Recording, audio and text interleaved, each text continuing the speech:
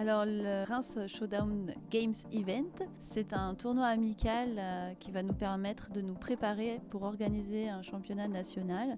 Donc on a investi le Creps de Reims pour accueillir 32 joueurs, à la fois 20 joueurs masculins et 12 joueuses féminines, pour des matchs dans les conditions du réel d'un vrai championnat, avec remise de trophées, match de poule et puis match de classement, etc. Alors le showdown, c'est un sport qui existe depuis un moment, mais qui n'était pas très connu. Il y avait 2 ou 3 divisions chez les garçons. Et là, depuis la saison dernière, en fait, il y a une montée en puissance du showdown où là, on est en train de parler même de la création d'une 5e division.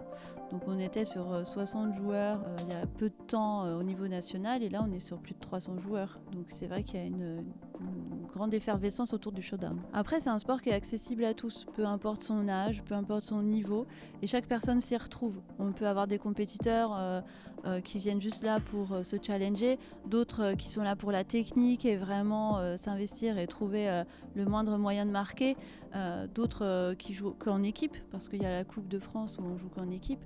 Et puis au niveau santé, ça fait du bien aussi, l'estime de soi, la confiance en soi, donc c'est des valeurs qui peuvent correspondre à tout le monde et à tous les profils. Dans tous les sports, il y aura toujours plus de garçons que de filles, je trouve, peut-être hormis la gymnastique. Mais c'est vrai que comme c'est un sport de raquette, ça a tendance à être plus assimilé garçon. Mais je trouve que ça correspond vraiment à n'importe qui. Moi, je prends du plaisir à jouer au showdown en loisir, pas en compétition. Après, je pense que ça dépend de tout à chacun, mais ça vaut, fille ou garçon, le sport adapté à n'importe quel public. Pour trouver des sponsors, il faut savoir se vendre, vendre son projet.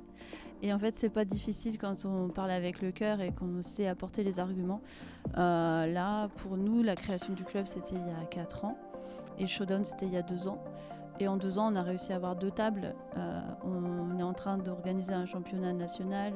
Donc pour moi, si on s'investit, qu'on y met du cœur et qu'on sait vendre ce sport au-delà du sport, en parlant de valeurs, voilà, comme je disais, d'estime de soi, de dépassement de soi, en fait, on est suivi. Alors pour se mettre au showdown, il ne faut pas hésiter, pas avoir peur, qu'on soit fort ou pas fort, qu'on ait envie, pas envie, faut y aller. Je dirais que pour commencer, il faut peut-être débuter en loisir, histoire de prendre du plaisir, de découvrir la discipline, de jouer avec des gens, et en fait ça se fait naturellement. Si le sport nous plaît, naturellement on va vouloir venir plus souvent à l'entraînement, jouer avec d'autres joueurs, commencer avec des petits tournois amicaux, des interclubs, etc. Et puis le chemin se fait tout seul, mais il ne faut pas hésiter.